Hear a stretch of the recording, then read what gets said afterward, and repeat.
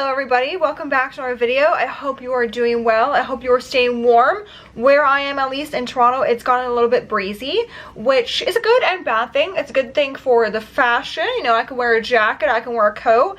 Bad thing because, well, I'm cold. I mean, period, point blank. Now, recently on TikTok, I've seen a lot more discourse about personal style, which has gotten me thinking about how we develop and how I have developed my own personal style, which is exactly what I'm going to talk about in this video, or specifically what they don't tell you about personal style. Now, the discourse that I've been seeing online is, you know, you do X, Y, Z, and you'll build your personal style. You will build the best wardrobe you can possibly have. All the tips and tricks, which yes, are great, and in this video I'm also going to give you tips and tricks, but I don't think we talk about enough about the things that we don't talk about when it comes to personal style, because personal style is really not as easy as it looks, or it's not as easy as it is portrayed online. So these are exactly the things that not enough people talk about when it comes to building your personal style. Let's get into it. If you're going to take away anything from this video, is that building your personal style is a marathon, not a sprint. I think we are really engraved to think that if we just do a couple tips and tricks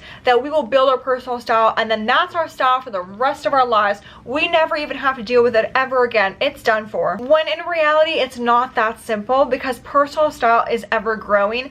And if it's not ever growing, that's probably an issue. Your personal style will evolve as you evolve. As you age, your personal style will evolve with you. So to think that your personal style is one and done is so wrong. I always think that if you don't look back on previous photos, if you don't cringe a little bit, you're doing something wrong. Because everyone has those photos, those outfits they look back on and they go, oh my god, what the hell was I thinking? You were experimenting, you were having fun with that outfit. At the time, that outfit probably seemed like it was the best outfit. You put it on and you felt amazing, but you look back at it now and you think, what the hell was I doing? That cringe is also growth. Just like me, I'm probably being so cringy. I mean, I'm only 3 months into my YouTube journey. I hope in a year's time, I'm gonna look back on this and be like, oh my god, why was I so cringe? That is a good thing. For example, I love blazers. I have loved blazers for probably over a decade now, but tomorrow I could wake up and be like, blazers are really not for me. Okay, maybe not tomorrow, that might be an exaggeration, but maybe in 5 years time. I hope to god not. I mean, blazers are who I am, but you never know. Going back to looking at old photos,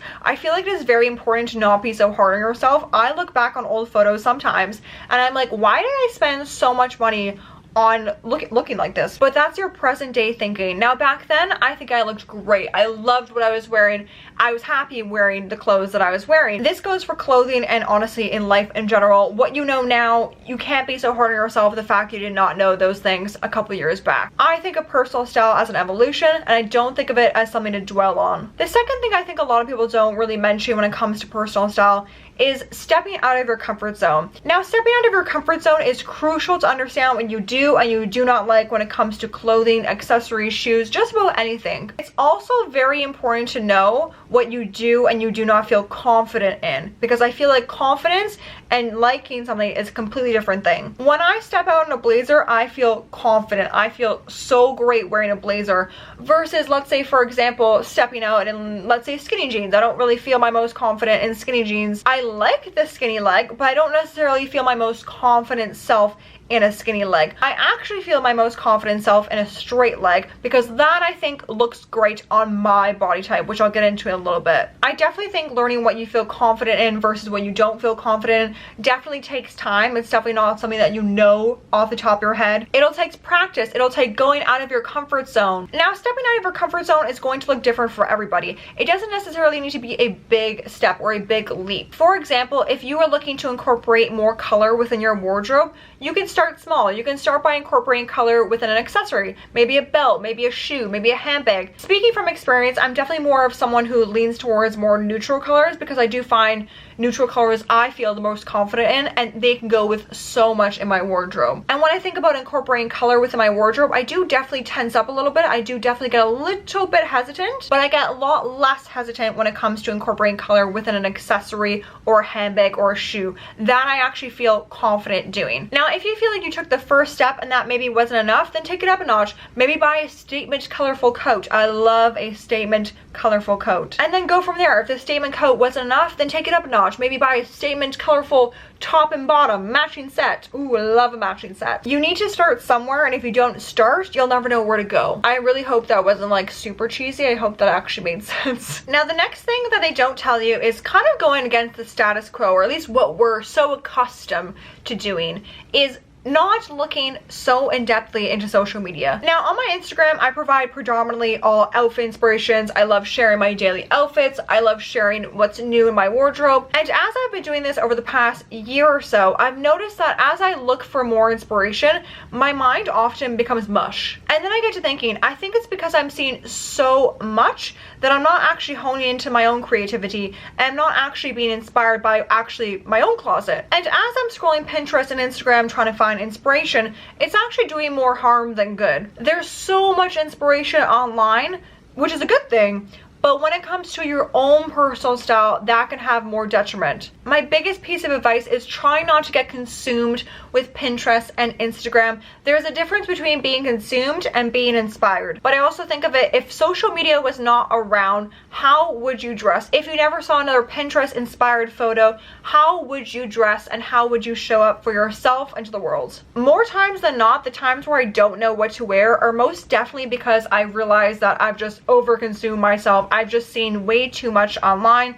to the point where my brain is mush and I'm like, what am I even inspired by? What am I going to wear? You can really get caught up in trying to find the perfect Pinterest outfit that you neglect that your perfect outfit is actually in your wardrobe already. The fourth thing that not enough people talk about, and I feel like we should be preaching this from the mountaintop, is dressing for your body type. Dressing for your body type is so exponentially important because what looks good on a Pinterest photo may look the complete opposite on you, which is not a bad thing. Everybody is going to have a different body type. That's what makes us unique. But when you're dressing from inspiration that you found online and you try it on only to realize that it looks completely different on you and your confidence sinks, it's because you're not dressing for your own body type. Now, just like finding your personal style, dressing for your body type also will take time. I am 29 years of age and I feel like I only really just started to understand the concept of dressing for my body type and for myself. Even if I love a trend or an item, if it does not look good on my body type or if it does not fit me the way that I want it to be fit, I'm just not going to partake. Easy as that. And I think once you understand that, it'll save you a lot of money and time. It is without question that finding what fits for your body type is definitely going to be time consuming. So the best way to start, I think, is just going into store and trying things on. Go in store and try as much as you possibly can. Try jeans, try trousers, try shirts. Do you like a flare jean, a crop jean, an ankle jean, a straight, a skinny? Whatever it takes. Just try it on. This is also a great way to learn when you feel the most confident in, because this is also a great opportunity to kind of test out and pick things off the rack that may be a little bit outside of your comfort zone. And who knows, maybe you'll try pieces on that you wouldn't typically go for if you were to search online. You try them on and you end up loving them. Try on and test out as much as you can to see what you do and you do not like. Another great piece of advice that I can give you is take photos, because what we see with our eyes may be different from what the camera actually picks up as well. Not to mention, if you are in store just trying on things, you know, willy-nilly,